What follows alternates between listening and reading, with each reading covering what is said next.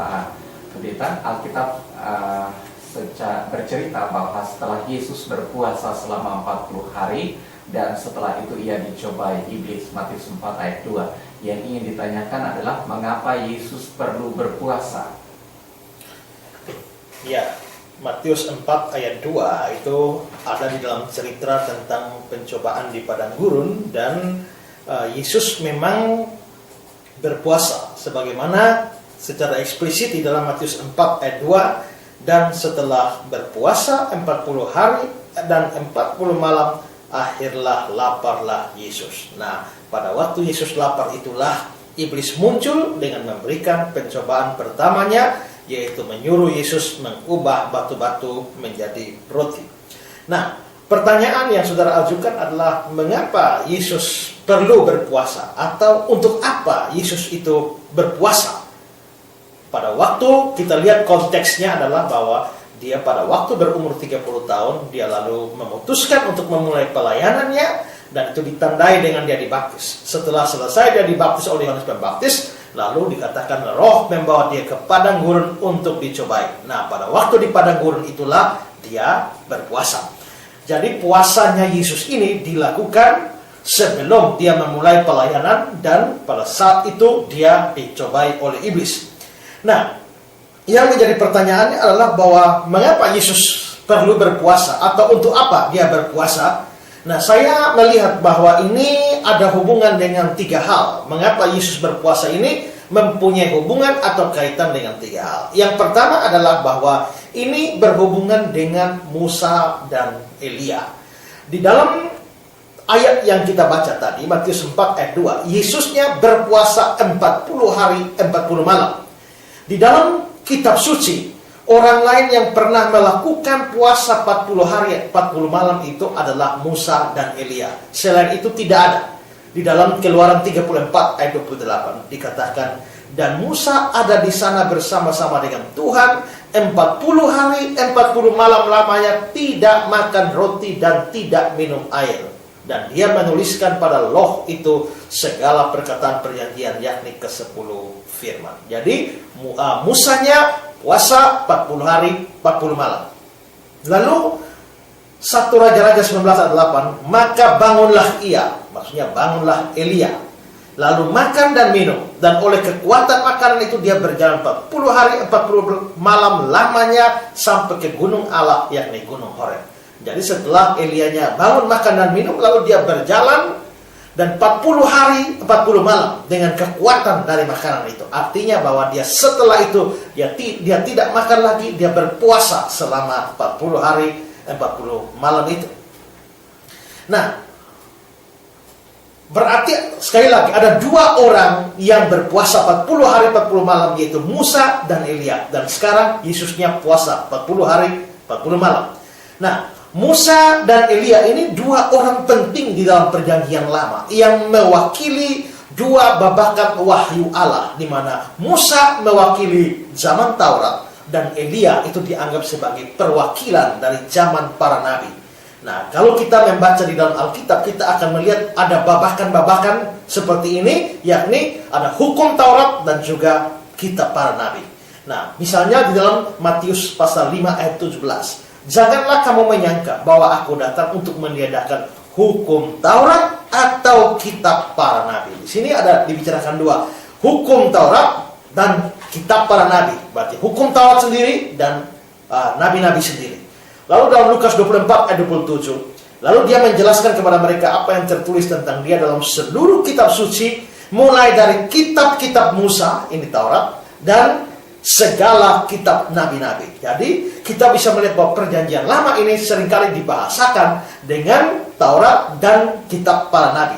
Nah, di sini kalau hukum Taurat atau kitab-kitab Taurat dianggap Musa itu sebagai perwakilannya. Pada waktu Allah mewahyukan hukum Taurat, Musa lah wakilnya. Dan pada waktu diwahyukan kepada para nabi, maka Elia itu dianggap sebagai perwakilannya.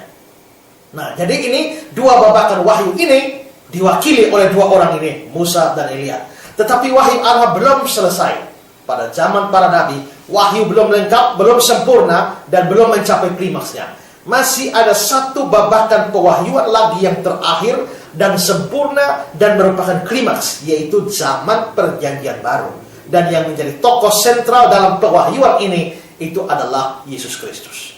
Di dalam surat Ibrani pasal yang pertama, ayat pertama dan kedua dikatakan begini. Setelah zaman dahulu, Allah berulang kali dalam pelbagai cara berbicara kepada nenek moyang kita dengan perantaraan nabi-nabi. Maka pada zaman akhir ini, Dia telah berbicara kepada kita dengan perantaraan anaknya. Jadi Yesus itu adalah wahyu yang terakhir, klimaks dari seluruh wahyu. Jadi pewahyuan babakan pertama ini adalah Musa, zaman Taurat. Lalu zaman nabi-nabi itu adalah Elia. Dan sekarang zaman perjanjian baru adalah Yesus. Nah, kalau begitu maka tiga tokoh ini, Musa, Elia, dan Yesus ini adalah tiga tokoh yang penting. Karena masing-masing mewakili satu zaman pewahyuan. Dan karena itu jugalah maka mereka bertiga itu pernah bertemu di dalam peristiwa di sebuah gunung yang dicatat di dalam Injil Matius 17 ayat yang ketiga. Maka nampak kepada mereka Musa dan Elia sedang berbicara dengan Yesus. Nah, jika demikian saudara, maka masuk akal untuk ketiganya itu mendapatkan atau mengalami atau melakukan sejumlah hal yang sama sebagai orang-orang yang mewakili satu babakan pewahyuan. Musa dan Elia punya pengalaman pribadi di atas gunung bersama-sama dengan Tuhan, di Gunung Horeb. Dan adalah masuk akal bahwa Yesus dibawa ke padang gurun yang memang posisi geografisnya itu adalah di atas gunung. Musa dan Elia berpuasa 40 hari 40 malam. Dan karena itu masuk akal juga bahwa Yesus juga berpuasa selama 40 hari 40 malam. Jadi dengan kata lain, berpuasanya Yesus selama 40 hari 40 malam ini mensejajarkan dirinya dengan Musa dan Elia sebagai perwakilan dari tiga zaman pewahyuan. Matthew Henry mengatakan dia berpuasa 40 hari 40 malam mengikuti teladan Musa sang pemberi hukum yang luar biasa itu, dan Elia sebagai sang pembaru di zaman perjanjian lama. Sedangkan Adam Clarke mengatakan sungguh luar biasa bahwa Musa pemberi hukum besar bagi bangsa Yahudi, sebelum menerima hukum Allah dia berpuasa 40 hari di gunung. Bahwa Elia kepala dari para nabi juga berpuasa 40 hari. Dan bahwa Kristus pemberi perjanjian baru harus bertindak dengan cara yang sama. Nah, jadi di sini kita melihat bahwa mengapa sampai Yesus berpuasa? Karena ini ada kaitannya dengan Musa dan Elia sebagai satu tindakan untuk mensejajarkan dirinya di dalam tokoh-tokoh yang mewakili tiga babakan pewahyuan. Ingat bahwa Yesus juga seringkali dilihat sebagai tokoh Musa yang kedua. Sebagaimana dalam komentar Deher mengatakan di sini Yesus menjadi Musa yang kedua. Sebab dalam Keluaran 34 ayat 28 diberitakan bahwa Musa di atas gunung Sinai tidak makan roti dan tidak minum air 40 hari 40 malam lamanya. Barangkali Matius dengan menekankan bahwa Yesus dibawa ke atas, yaitu di pegunungan, dia hendak memperlihatkan kesejajaran Yesus dan Musa. Jadi ini alasan pertama, yaitu ada kaitannya dengan Musa dan Elia. Lalu kedua, puasanya Yesus ini ada hubungannya dengan Adam. Yesus itu secara eksplisit di dalam 1 Korintus 15 ayat 45 dan Roma 5 ayat 14 disebut sebagai Adam kedua atau Adam terakhir.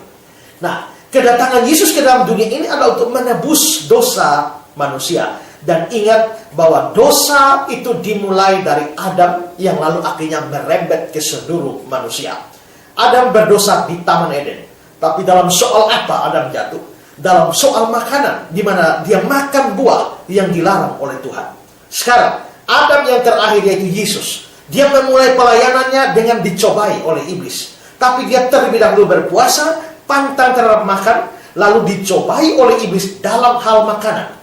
Dalam hal ini persis seperti cobaan pertama bagi Adam, dengan menyuruhnya mengubah batu-batu menjadi roti. Tapi akhirnya Yesus menang terhadap pencobaan ini. Dengan kata lain saudara, Yesus berpuasa untuk memberikan kesempatan pada iblis untuk mencobai dia dalam urusan makanan. Dan lewat itu dia membuktikan bahwa dia tidak jatuh ke dalam dosa dalam hal makanan sebagaimana yang terjadi pada Adam yang pertama di Taman Eden. Matthew Henry sekali lagi mengatakan manusia jatuh karena makanan, dan melalui hal itu pun kita sering jatuh dalam dosa. Itulah sebabnya Kristus tidak makan. Atau saya berikan kutipan dari Pendeta Mudia Salih, dia mengatakan seperti Adam, Yesus dicobai dengan menggunakan makanan, tapi perbedaannya adalah Adam dicobai di Taman Eden di mana ada banyak makanan, dan pada saat Adam tidak lapar. Yesus dicobai di padang gurun di mana tidak ada makanan, dan pada saat Yesus berpuasa selama 40 hari 40 malam. Jadi ini ada hubungan, puasanya Yesus ada hubungan dengan Adam.